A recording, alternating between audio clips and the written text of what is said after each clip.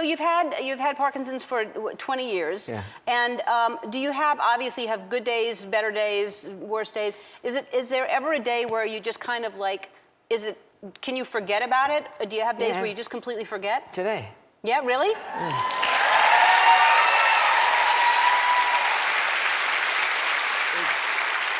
It's really fun. I mean, everybody gets their own version of it. You know, everybody has the experience in a different way, and different meds work for different people, and some meds don't work for some and work for others, and so you're always trying to find that perfect combination, that cocktail. So I think I found it, and it's just, and then it's just, I'm so lucky. I mean, I got this beautiful wife and these great kids, and life is just good.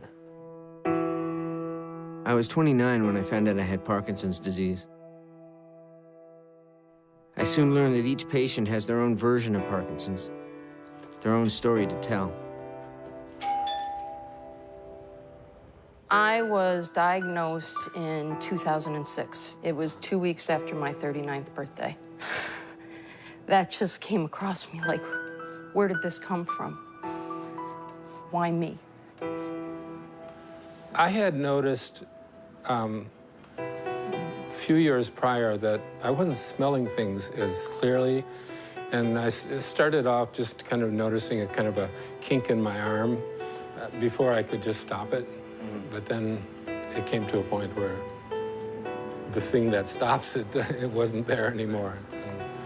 I was writing thank you notes to people for my 50th birthday party, and I would start the note, the letters would get smaller and smaller, and sooner or later the hand wouldn't move. So I said, there's definitely something going on here. About 2 years ago, December, I just had problems running. Like, my right leg just didn't keep up with the left leg. And I sort of blew it off, and then my husband saw me running, and he said, "What's wrong with you?" And it's like I had a stroke. It was like you had a stroke, or you did have a stroke? No, I didn't. We were on vacation, so when we got back, I finally went to the doctor. I had a really strong hand tremor, and I went to Portland, and I kind of hid it for a while, and finally I was diagnosed. And I remember when you came out and told the world that you had Parkinson's, I just thought it was just a disease that made you shake. That's the only thing I knew about it.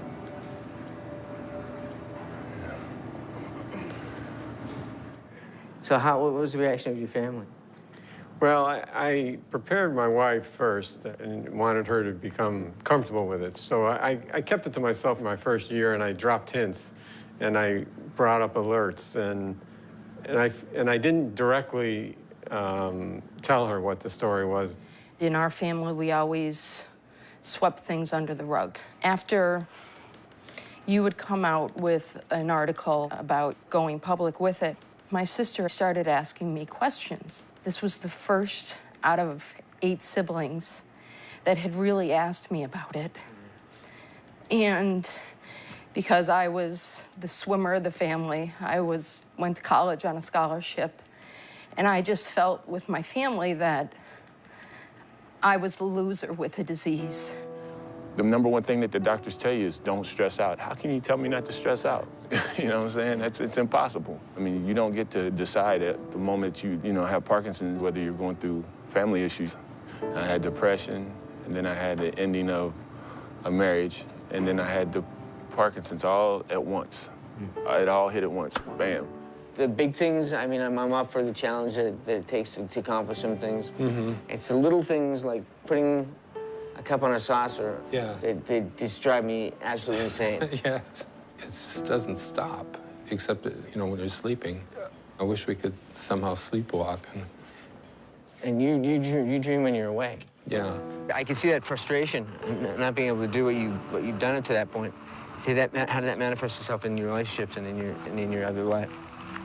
Well, I think what happened is I felt like I had to do everything now. And so, I sort of went on the extreme of exercising just because I wanted to get it all in. Training's not going well. I developed a tendonitis because my gait's so odd. I have this galloping gait. I've fallen a couple times. So this will be my last marathon. When you're playing and you have injuries you know that you can recover from, you'll be all right, you'll be back on the court.